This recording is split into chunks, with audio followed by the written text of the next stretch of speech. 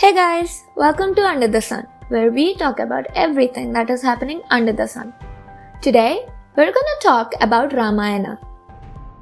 Ramayana has 7 long sections called Kandas.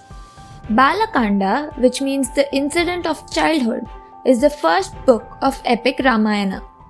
There is a debate whether Balakanda was composed by the original author Valmiki or a later edition. Comment below what you think. Dasaratha was the king of Ayodhya and had 3 wives. Kausalya, the eldest wife, was the daughter of king of Kosala kingdom.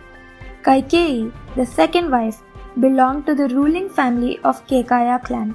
Sumitra, the third wife, came from the ancient kingdom of Kashi. They all had no children. The thought of his dynasty ending with him saddened King Dasaratha, and he was very eager to have a son who would take care of the throne of Ayodhya. King Dasaratha visited the royal family's guru, Vasishtha, and narrated his problem. Vasishtha comforted King Dasaratha by telling him that he would have 4 sons. With King Dasaratha's consent, Guru Vasishtha summoned Rishi Shringi to perform the Putrakam Yagna, which is a sacrificial fire for the birth of sons. The gods gave him with a bowl of divine nectar. As the 3 queens sat to eat their share of the prasadam, an eagle snatched Sumitra's share. To console Sumitra, Kaikeyi and Kausalya gave half of their share each to Sumitra. With Kausalya and Kaikeyi each bearing 1 son, that is Rama to Kausalya and Bharata to Kaikeyi, Sumitra gave birth to twins, Lakshman and Shatrughan. Ram was portrayed as the 7th avatar of God Vishnu, who had opted to be born into mortality in order to combat the demon Ravan, who was oppressing the gods and who could only be destroyed by a mortal. Rishi Vishwamitra trained the sons of King Dasaratha in the art of firing missile arrows imbibed with secret chants that could cause the arrows to shower fire or water on its enemies and even follow them through the 7 worlds until their killed. When Ram was 16 years old, Rishi Vishwamitra visited to the court of King Dasaratha, where the king received him with great honor. Rishi Vishwamitra lived in the forest and was performing great sacrifices. However, the Rakshas Mricha and Subahu were disturbing sacrificial rites. He knew that Ram had taken birth on earth to protect his devotees, and so he decided to visit King Dasaratha to ask him for favor. The rishi asked the king to send his sons to the forest with him. Reluctantly, the king agreed. Rishi Vishwamitra took Ram and Lakshman to his ashram as he needed Ram's help in slaying several Rakshas that had been harassing him and several other rishis living in the area. Ram encountered his first problem, a female Rakshasi named Tadaka, who is a cursed Yaksha demon. When asked to slay the Rakshasi, Ram considered it sinful to kill a woman. Rishi Vishwamitra explained that evil had no gender. The killing of Tadaka liberates the Yaksha soul who was cursed for a sin and had to adopt a Rakshasi body.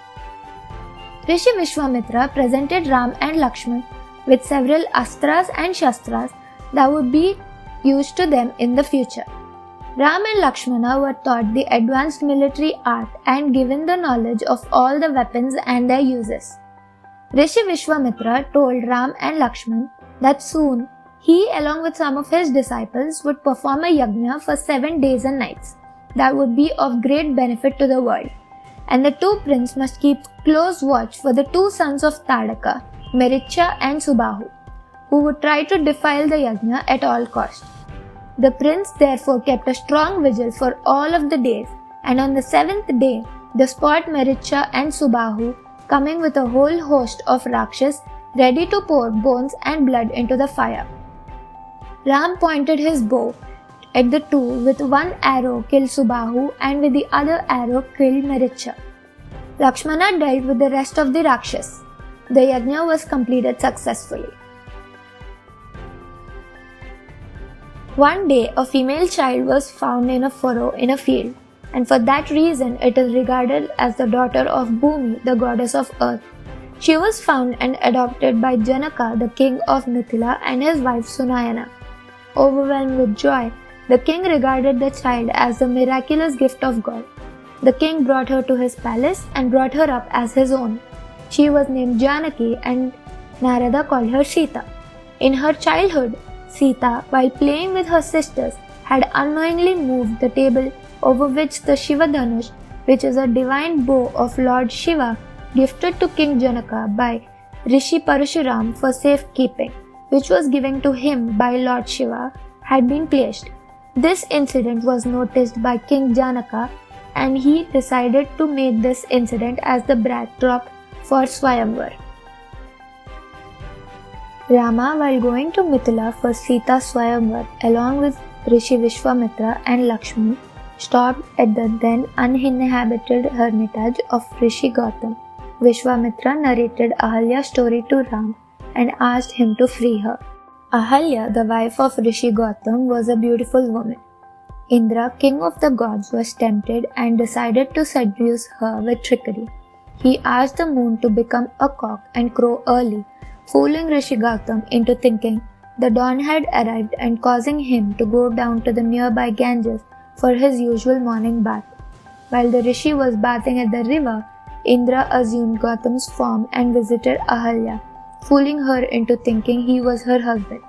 When Gautam returned, he encountered Indra emerging from his tent in his form. Spiritually powerful Gautam employed his divine vision to see the whole episode.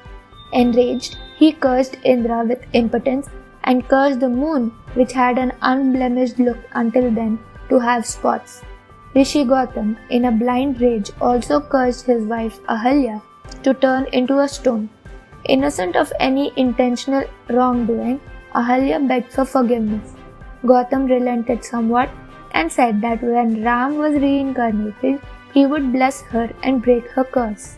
Ram touched the stone with his foot and Ahalya was immediately released from the curse. She fell to Ram's feet and washed his feet with her tears. She felt that her curse had become her fortune as she got the opportunity to seek Ram's refuge in person. She then returned to her husband's place. Ram, Lakshman and Rishi Vishwamitra ventured on a journey and reached the beautiful capital Mithila.